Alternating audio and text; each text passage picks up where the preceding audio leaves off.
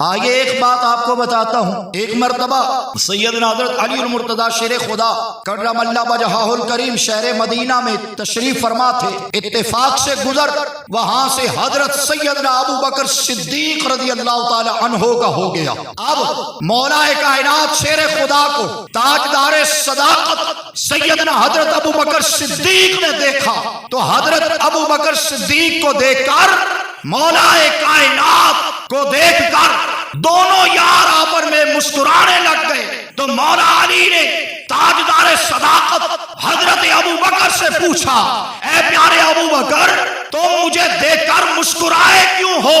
تو حضرت ابو بکر صدیق فرمانے لگے، مجھے آقا کا یہ فرمان یاد آ گیا ہے کہ قیامت والے دن جنت میں وہی جائے گا جس کے نامہ اعمال پر شیر خدا مہر لگائے گا۔ جنت میں وہی جائے گا جس کے نامہ اعمال پر حضرت شیر خدا کی مہر ہوگی۔ اب اس بات کو سن کر مولا علی مسکرانے لگ گئے تو حضرت ابو بکر صدیق نے پوچھا، اے مولا کائنات، اب تم کیوں مسکرا رہے ہو؟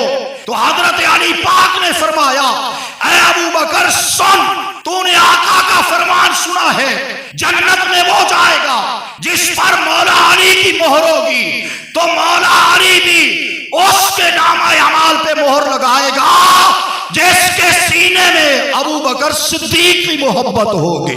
تو گویا یہ لوگ اپنے آپ سے محبت کرتے تھے، ایک دوسرے سے پیار کرتے تھے۔ آج لوگوں میں کچھ باتیں اور پھیلائی جا رہی ہیں، چونکہ تذکرہ تھا سیدنا آقا امام حسین پاک کا، سیدنا حضرت امام حسین رضی اللہ تعالی عنہ کی شہادت ہی بے مثال نہیں، آپ کی ولادت بھی بے مثال، آپ کا بچپن بھی بے مثال، آپ کی عبادت بھی بے مثال ہے، آپ کی سخاوت بھی بے مثال ہے، تو آپ کی شہادت بھی بے مثال ہے۔ سیدنا حضرت امام حسین رضی اللہ تعالیٰ عنہ کی زندگی کی طرف ہمیں دیکھنا ہے، ہم فقط 10ویں محرم کو نہ دیکھا کریں، بلکہ آقا امام حسین پاک وہ تھے جنہیں کثرت سے قرآن کا شوق تھا، تلاوت قرآن آپ کا معمول رہا، بار بار حج کا شوق رہا، اور پھر جو کچھ آپ کے پاس آتا تھا اسے جمع نہیں کیا کرتے تھے، بلکہ مصطفیٰ کی امت پر سب کچھ قربان کر دیا کرتے تھے۔ قرآن مجید کی کتنی آیات ہے جو اللہ عز و جل وعلا نے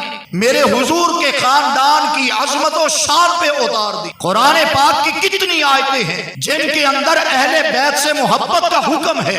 قرآن کی کتنی آیات ہیں جن آیات بینات میں رب ذوالجلال نے میرے نبی کے اہل بیت کی عظمت کو بیان کیا ہے۔ مصطفیٰ کریم صلی اللہ علیہ وسلم نے خود ان سے محبت فرمائی ہے۔ آئیے ایک اور آیت پڑھتے ہیں اور ہم بات کو سمیٹنا بھی مقصود ہے۔ قرآن پاک کی ایک آیت مبارکہ ارشاد ہوتا ہے، ان اللہ وملائکتہ یصلون علی النبی یا ایھا الذین آمنوا صلوا علیہ وسلموا تسلیما، بے شک اللہ اور اس کے فرشتے درود بھیجتے ہیں نبی اکرم صلی اللہ علیہ وسلم کی ذات اقدس پر، لہذا اے ایمان والو تم بھی رب کے محبوب پر درود بھی پڑھا کرو اور ادب سے سلام بھی بھیجا کرو۔ جب یہ آیت مبارکہ کا نزول ہوا تو صحابہ کرام علیہم الرضوان نے عرض کی، یا رسول اللہ صلی اللہ علیہ وسلم،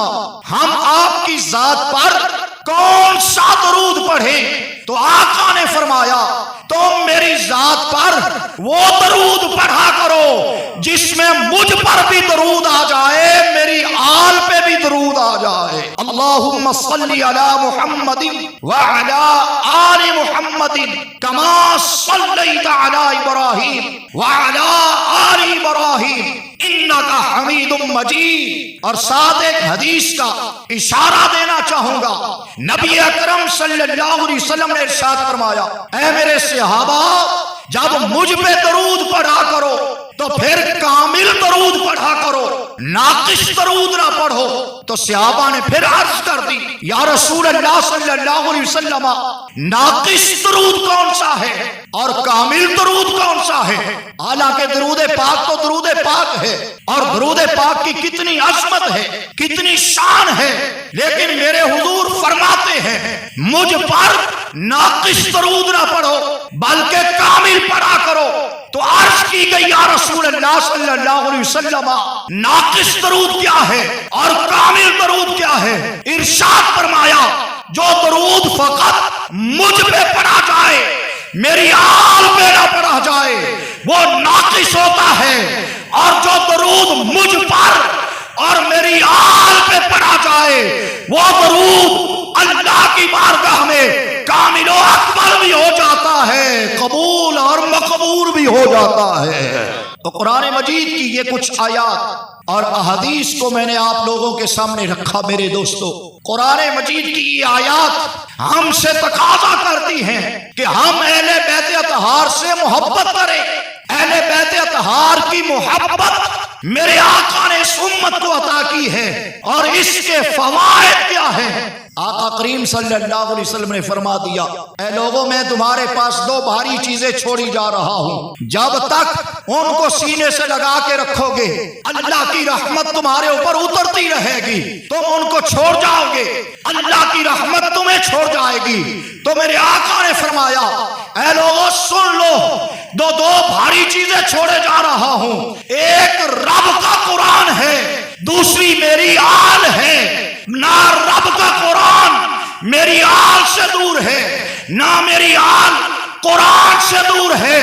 جہاں مصطفیٰ کی آل نظر آئے گی وہاں رب کا قرآن ہوگا، جہاں اللہ کا قرآن پڑھا جائے گا وہاں مصطفیٰ کی آل کی شان بھی پڑھی جائے گی۔ نبی پاک صلی اللہ علیہ وسلم کی آل جن کو میرے حضور نے اپنی محبت ارشاد فرمایا، پہلی ذات مولا کائنات سیدنا حضرت علی المرتضی شیر خدا کی ہے۔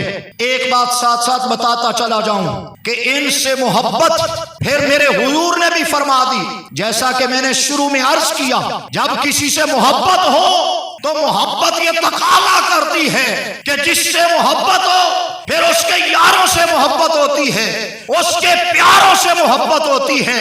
ایسا ہرگز آپ کو کسی کتاب میں نہ ملے گا کہ مولا علی سے محبت صحابہ نے کر کے دکھائی ہے، پھر صحابہ سے محبت مولا کائنات نے کر کے دکھائی ہے۔